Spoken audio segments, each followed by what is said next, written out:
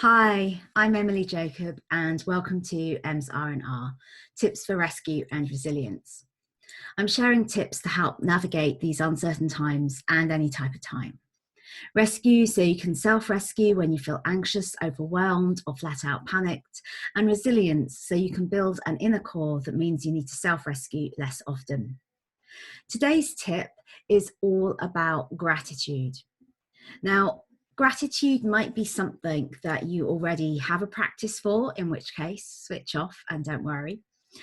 Or it might be something that you've thought about and never actually decided to do. Or it might be something that's just never occurred to you that it would have benefit.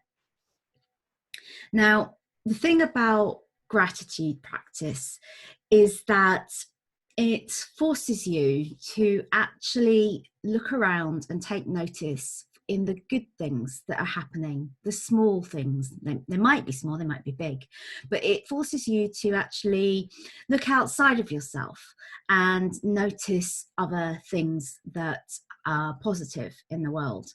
And it's something that is a really useful tool to have in your armory if you become depressed and start to suffer from depression.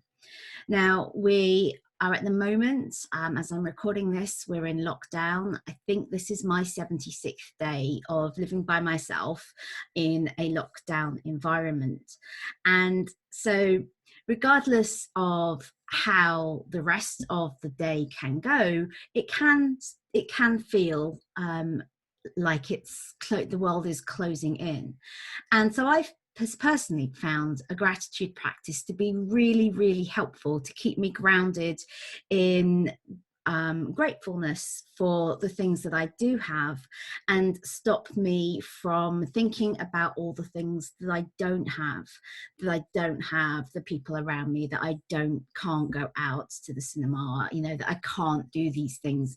And that's what gratitude really does. It kind of flips the switch inside your head that is looking at lack, and instead helps you to see the abundance and the joy in everything that you do have.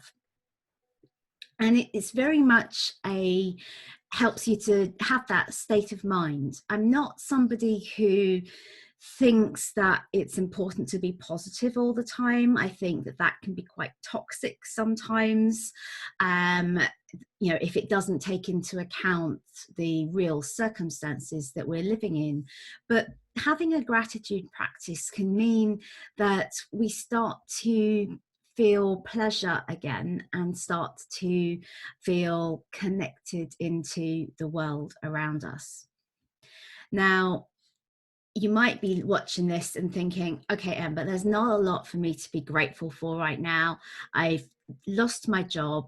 All my business is going. My parents are ill.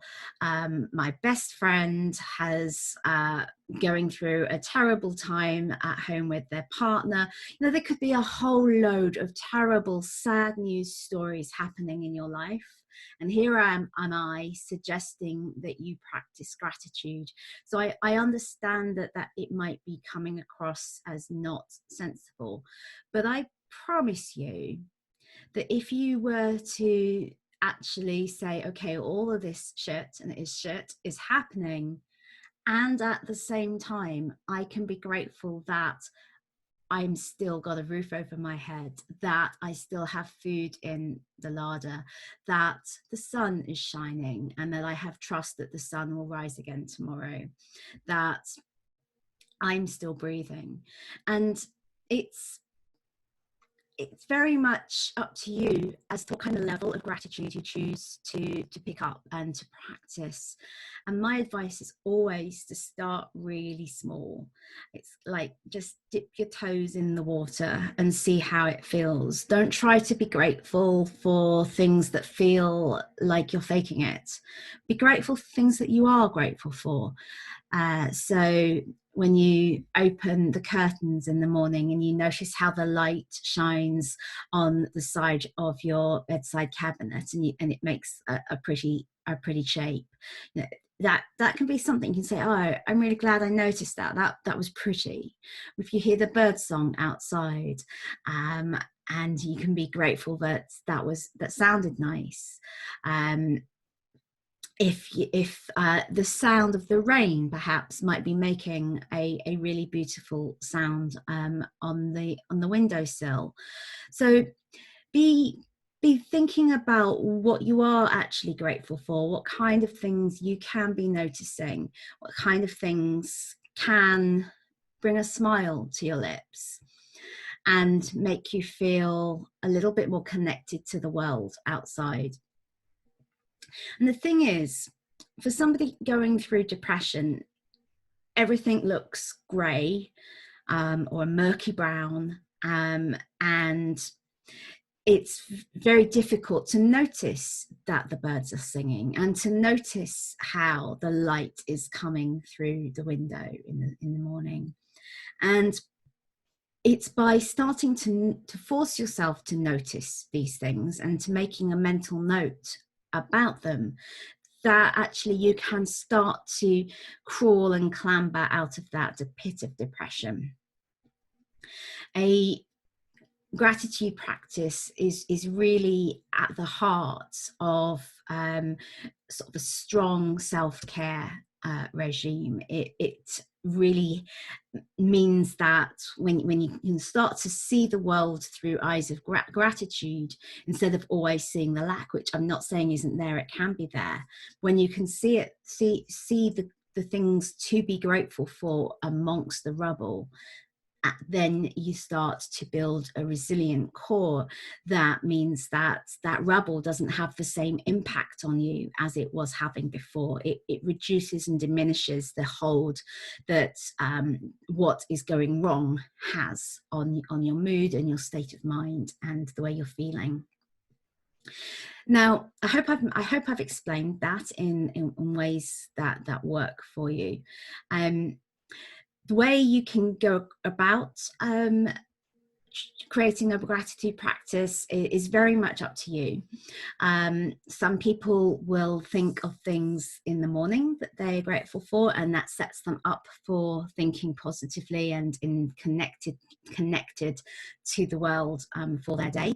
And some people will go to bed thinking about 3 things that they or more that they were grateful for before they close their eyes for sleep, and that helps them to kind of settle up for the day, and to remember that the day has however challenging and difficult it might have been, has had some high points of things to be grateful for.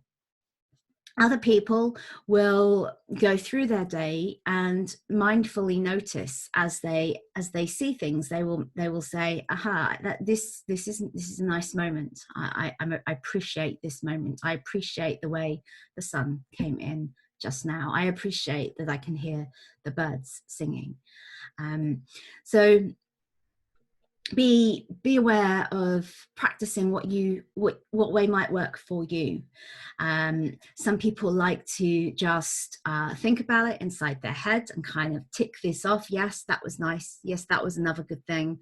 What else was good? Yes, that was good too. And some people will do it that way, and some people will keep a notebook and write things down. And that's quite a nice practice, especially if you are suffering from depression, because it means that you can go back and have a look, and you can see that all the days that in your head is telling you have been terrible, you can actually go back and see, oh no, but they weren't so terrible because there were these good things that happened as well. One of my clients recently told me that she didn't feel that there was anything in her day that gave her joy. And so I started her on this gratitude practice. And now she's starting to notice that actually there are things in her day that give her joy. There are small slithers of light in her experience of what she's going through. Nothing else has changed in her experience of what she's going through. It's still incredibly challenging. But because she's got this record of of things that she has been noticing that have given her, she has thought have been beautiful, or that she has achieved, or and she's grateful that she has been able to make that time to do things.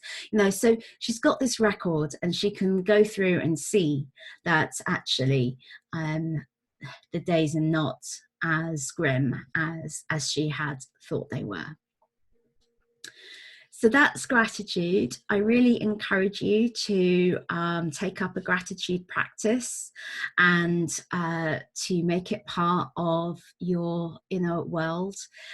It is such a beautiful feeling to feel supported by the world around us, in amongst the times when the world around us doesn't seem to be supporting us, but to know that there are many outlets for being grateful, and many more outlets for being grateful actually than there are for pain.